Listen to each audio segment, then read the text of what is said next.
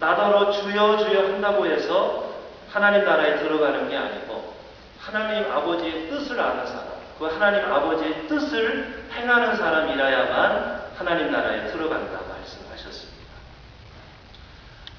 구체적으로 하나님의 뜻은 자비라면 그 자비는 구체적으로 무엇일까요? 이 땅에서 자비를 행하는 것이 하나님의 뜻이라면 좀 더 구체적으로 그러면 그 자비를 하기 위해서 내가 무엇을 행해야 합니까? 예수께서 주의 기도 뒷부분에 하나님의 뜻을 이루는 것을 세 가지의 예를 드셨습니다. 첫째, 모든 사람이 한 사람도 예외 없이 일용할 양식을 먹어야 된다. 두 번째, 서로가 서로의 죄를 용서해 주어야 한다. 세 번째, 시험에 빠지지 않도록 기도하라 말씀하셨습니다. 예수께서 이런 세 가지 구체적인 예를 들으셔서 이 땅에서 하나님의 자비로우시고 의로우시고 진실하신 그 뜻이 이 땅에서 이루어지게 해달라 기도하라고 주님은 말씀하셨습니다. 오늘 우리가 두 번째로 읽은 로마서 12장 1절 2절 여러분의 몸을 하나님께서 기뻐하실 거룩한 산 제물로 드리십시오. 이것이 여러분이 드릴 합당한 예배입니다. 여러분은 이 시대의 풍조를 본받지 말고 마음을 새롭게 함으로 변화를 받아 하나님의 선하시고 기뻐하시고 완전하신 뜻이 무엇인지를 분별하도록 하십시오. 바울도 이 시대의 풍조를 본받지 말고 마음을 새롭게 하고 변화를 받아 하나님의 뜻, 선하시고 기뻐하시고 온전하신 뜻을 깨달아 그 뜻을 이루라고 바울도 말했습니다. 기독교의 그 유명한 영성신학자인 유진 피터슨이라는 사람이 이 구절을 이렇게 번역을 했습니다. 영어로 Don't become so well adjusted to your culture that you fit into it without even thinking. 그 땅의 문화에 너무 잘 순응하여 아무 생각 없이 여러분이 그 땅의 문화에 동화되어 버리는 일이 없도록 여러분 분별하십시오. 존 필립스라는 사람은 또 이렇게 번역을 했습니다. Don't let the world around you squeeze you into its own mold. 당신을 에워싸고 있는 세상이 당신을 세상의 틀에 가두어 버리지 않도록 밀어 넣지 않도록 깨어 있으십시오. 이렇게 번역을 했습니다. 바울은 이 로마서를 쓸 당시에 이 시대의 풍조, 바울 시대에는 로마 시대였으니까 아마도 바울은 로마 교인들에게 이 로마의 문화를 당연하다고 받아들이지 말고 하나님의 뜻을 이루기 위해서 분별하십시오. 시대의 문화에 휩쓸리지 마십시오. 그렇게 말을 했는데 우리 시대에는 내가 살고 있는 이 땅의 삶, 이 문화가 하나님의 뜻과 맞는지를 분별하라는 말씀으로 이거 이해할 수 있겠습니다. 바울은 하나님의 뜻을 세 가지로 표현했습니다. 하나님의 뜻은 선합니다. 하나님의 뜻은 기쁨이 넘칩니다. 하나님의 뜻은 완전합니다. 하늘 뜻, 하나님의 뜻은 선합니다. 자비롭습니다. 하나님의 뜻은 우리를 기쁘게 하는 것입니다. 하나님의 뜻은 부족함이 없습니다. 모든 피조물이 서로 이 땅에서 정의롭게, 평화스럽게, 한 사람도 잃어버리는 자 없이 자비롭고 풍성하고 선하고 기쁜 삶을 사는 것이다. 바울은 하나님의 뜻을 선하고 기쁘고 완전하다고 그렇게 표현을 했습니다.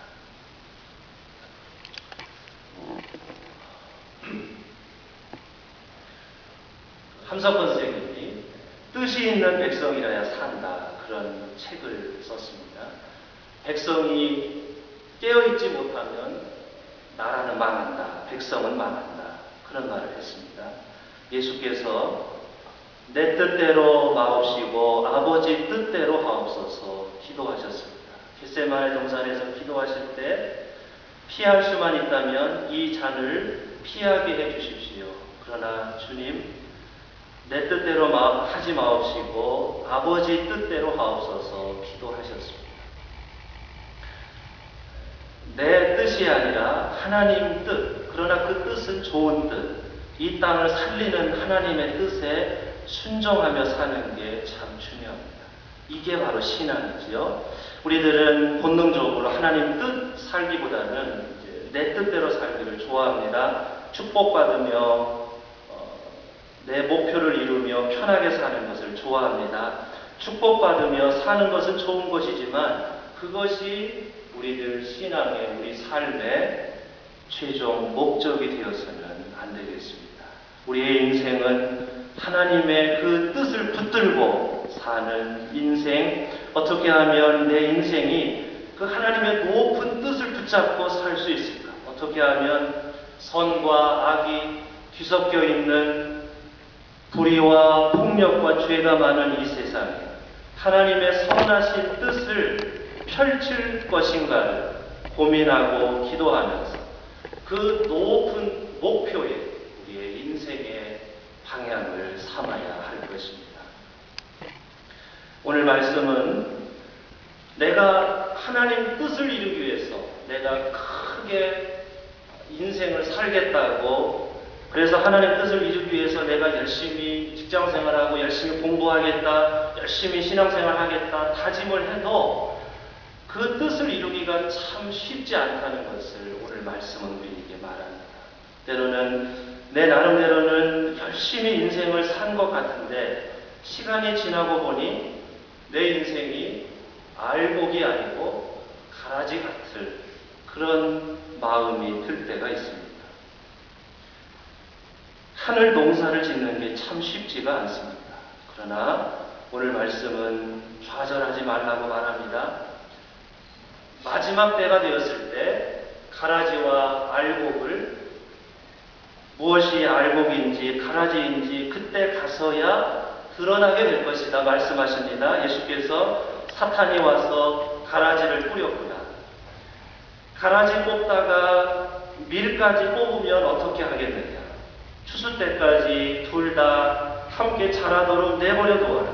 추수할 때에 먼저 가라지를 뽑아 단에 묶어 불태워버리고 밀은 곡간에 거두어 드리겠다 말씀하십니다. 이 땅에 선과 악이 뒤섞여 있습니다. 사탄이 와서 하나님의 뜻을 방해하려고 우리들에게 가라지를 뿌립니다.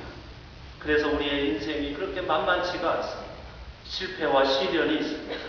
그래도 주님은 가라지 뽑지 말라고 말씀하십니다. 가라지가 있어도 아직 알곡이 맺히지 않아도 좌절하지 말고 포기하지 말라고 말씀하십니다. 하늘 농사를 계속 지으라고 말씀하십니다. 알곡과 가라지가 섞여 있다 하더라도 포기하지 않고 하나님의 뜻을, 씨앗을 이 땅에, 내 인생에 계속해서 씨앗을 뿌릴 때 하나님의 뜻은 이 땅에서 이루어질 것이다. 주님은 말씀하십니다.